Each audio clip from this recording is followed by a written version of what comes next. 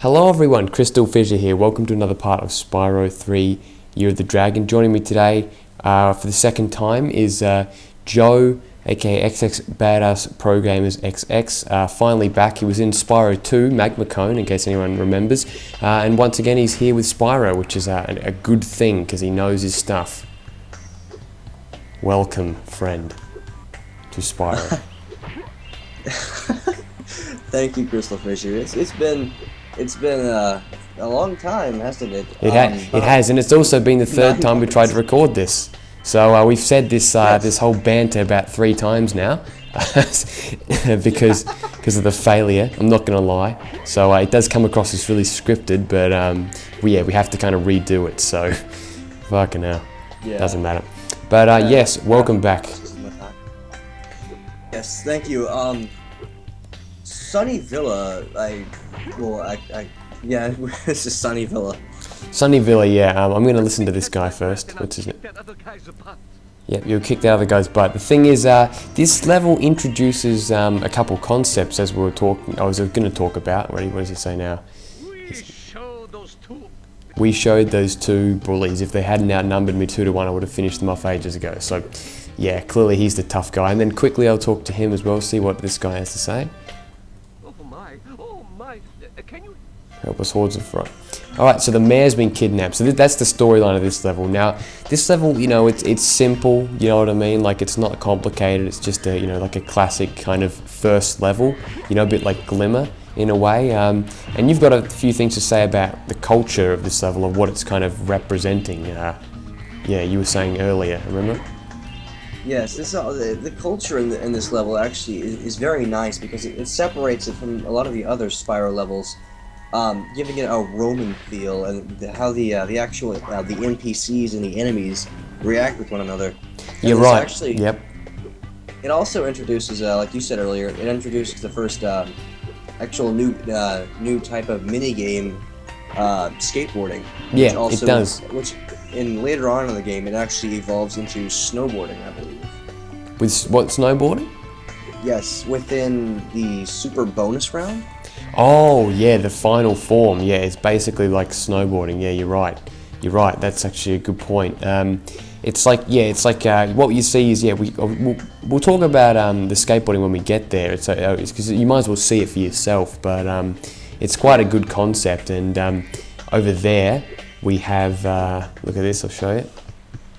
Sheila's... Oh, fuck, what the hell happened there? There's also an Easter egg within the actual skateboarding minigame itself. Oh, really? Yeah, I think we should actually wait till we get there, but, or, actually I'll tell you now, when you do your flips, or if you actually look underneath the skateboard itself, you can see that there's actually a flag representing Ripto's flag. Oh, that's right. Yes, that's a good point.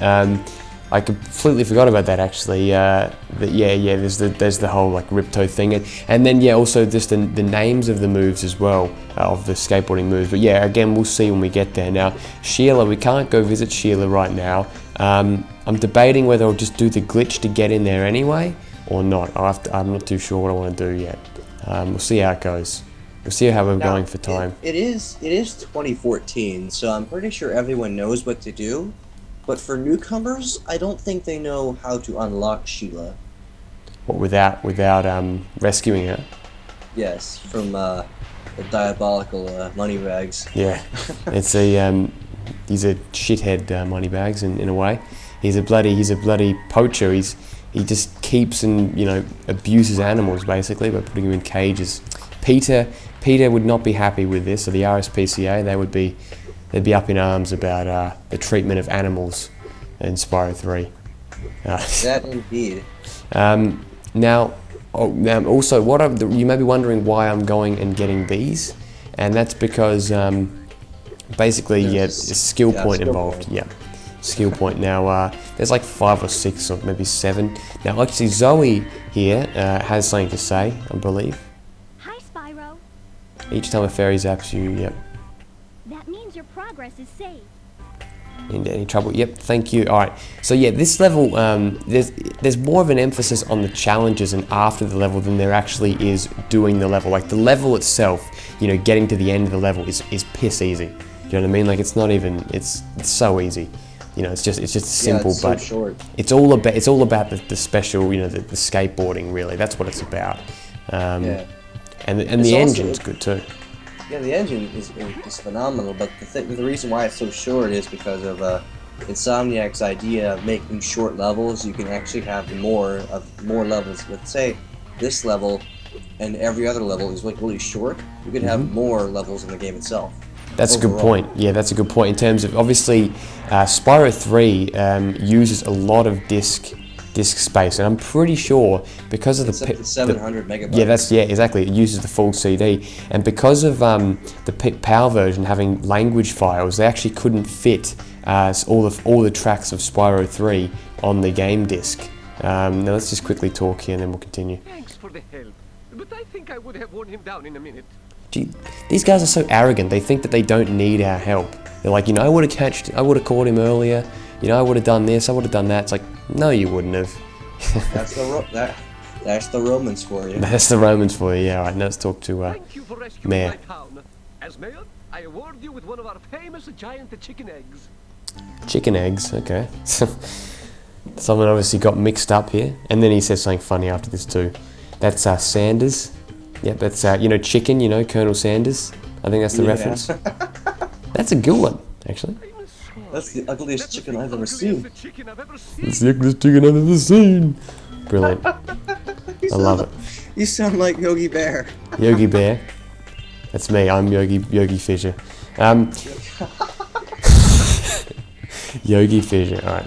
There you go. We got skill point. Yes, there we go. So when you get a skill point, as you may remember, you get an extra life to go with it. So it makes it obvious that you got one and all that. Now, you see the little portal there? They basically take you to separate sections of the level.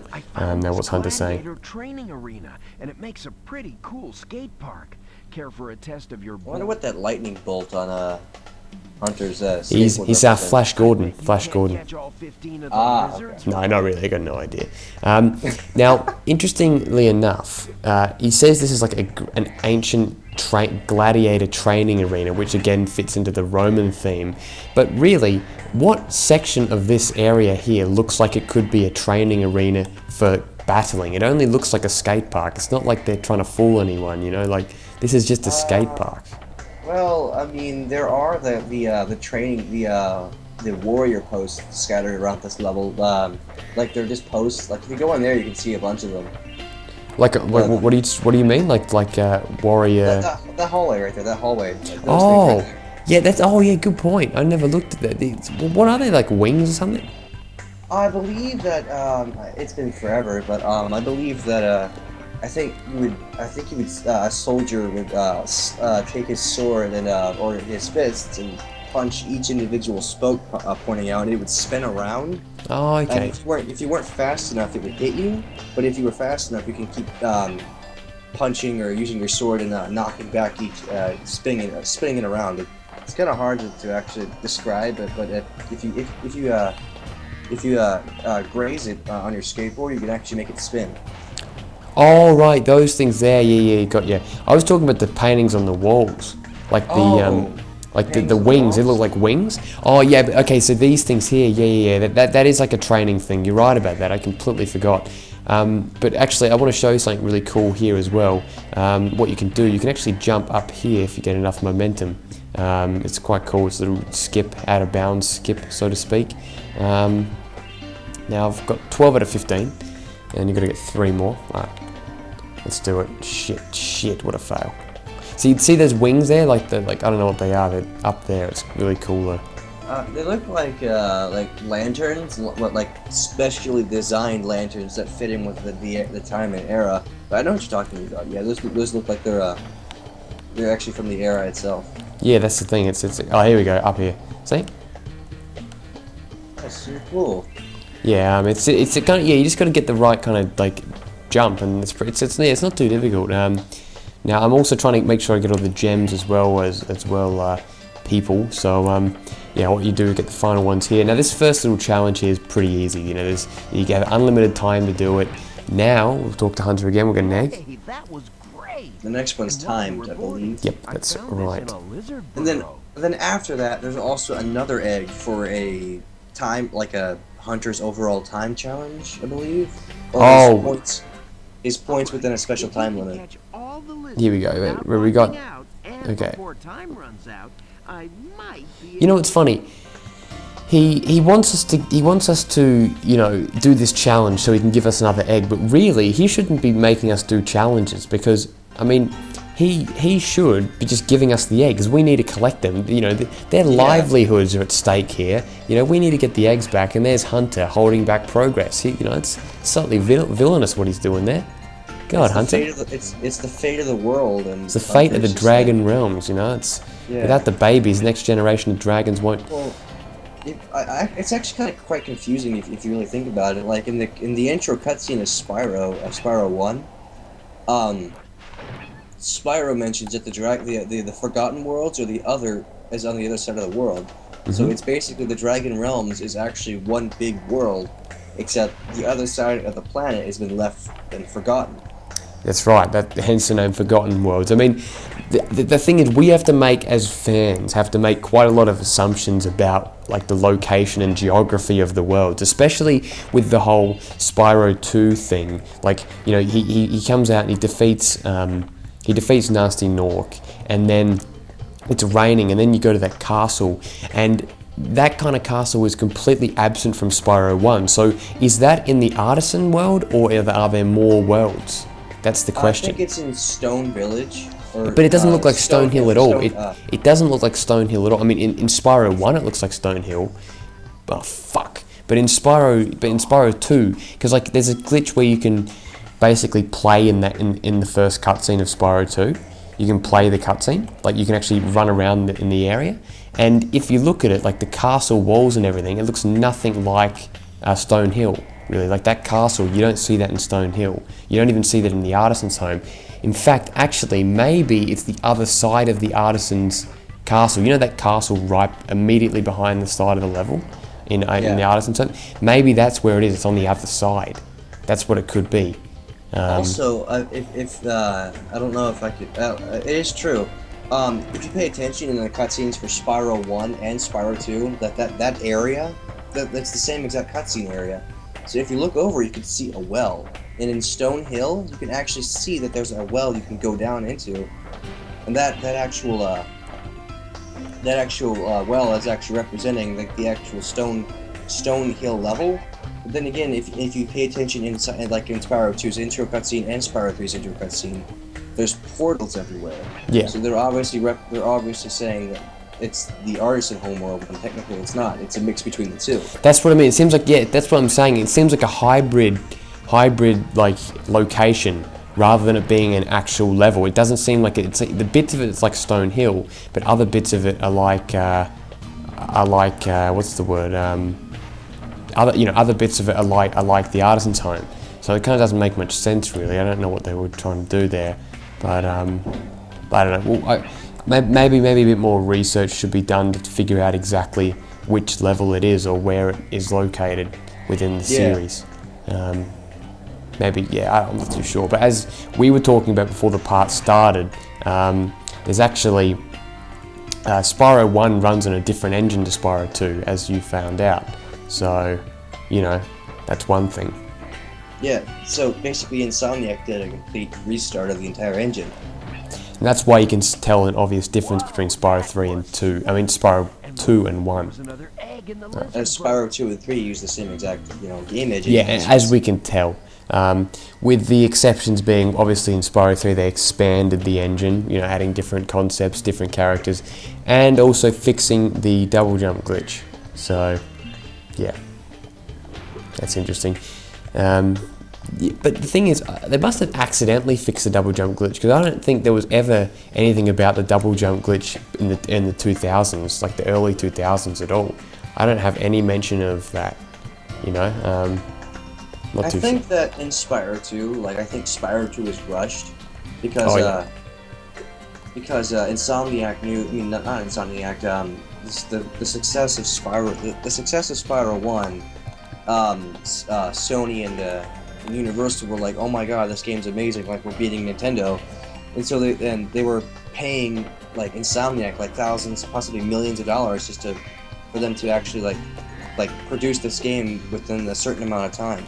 Yeah, that's right. I mean, yeah, they had to get the game out by Christmas the next year. So they did 1998 with Spyro 1. That was obviously a success, and then they had to do Spyro 2 a year later, and Spyro 3 another year later. So it's a pretty incredible effort of them. But the reason why yeah, it is a really incredible effort. But the reason why Spyro 3 came out like the same exact, like the next year, like within a year, is because Insomniac already had that leftover from Spyro 2. That's right. Yeah, exactly. But I still don't understand how like the Insomniac was forced to like make a game within a year's time, because nowadays, like if The Last of Us was made in like a year's time, like the game would be awful. Yeah, exactly right. Back then, it was all about funding. Back then, that's the whole rushing thing is what killed Spyro in the first place. You know, in terms of Enter the Dragonfly. I mean, you know, as we always like to talk about, if Enter the Dragonfly had a year's extra development time, we'd be in a different state right now, like in terms of the state of the Spyro series. And for that matter, similarly with Twinsanity and Wrath of Cortex. Now, those games weren't reviewed too well, but it happens that Twinsanity had over half of the game was cut, you know? Like, Yeah, so I mean... Originally, in Twinsanity, I watched the, I did some read up on it. It turns out that Insanity was supposed to be like in space, and Crash was gonna have a sidekick, and like you'd be traveling to planet with similar like ideals, but it was basically an entirely different game. And then the next stage of the game was actually making the spacefaring adventure plus the original game together in one. Oh It was yeah, cut due to funding. Yeah, they lost a lot of funding. Like there was also like a level where you played as Coco as well, which is the level was called Gone a Bit Coco. There was like there's actually footage of it in beta, but yeah, unfortunately that was cut. Now I'm just thinking that I'm going to actually come back to this level and do the challenge separately. The Sheila one, even though I know I can do the glitch. I might as well show the glitch. I want this LP to basically go for as long as possible, so I'm going to do it legit, based pretty much when I can. So yeah. Level complete. Oh, look, yeah. Yeah. Wait, did you already unlock Sheila in your first LP or the Yep. first episode? Already unlocked. So basically, we can go there. I mean, I probably should have done Sheila first. That's probably would have saved time, but I wanted to do Sunny Villa first because I thought it would be a good idea. Just to, you know, because it's the technical first level in the game.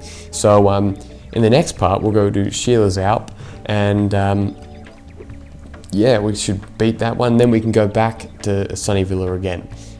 So it's let's play Spyro 3 Year of the Dragon Part 2 Sunny Villa Part 1 out of 2, and then. That's right, yeah, 1 out of 2. Or, you know, just do like Revisited or whatever, or Sheila Challenge. We'll see. I'll be able to figure it out, but there we go. Thank you for watching, everyone, of course. That was another good part. Good to be doing some more Spyro 3. And be sure to check out XX Badass Pro Gamers XX, because there's some exciting prospects regarding HD Spyro and other Spyro-related projects and editing code. It's some very interesting stuff. Hopefully, he'll upload some stuff to show the progress, so we can actually see some good stuff. And yeah, be sure to check him out. He's doing LPs as well. Spyro 1 still going on now, but yeah, we will be back for Sheila's Alp. All right, see you then. See you guys.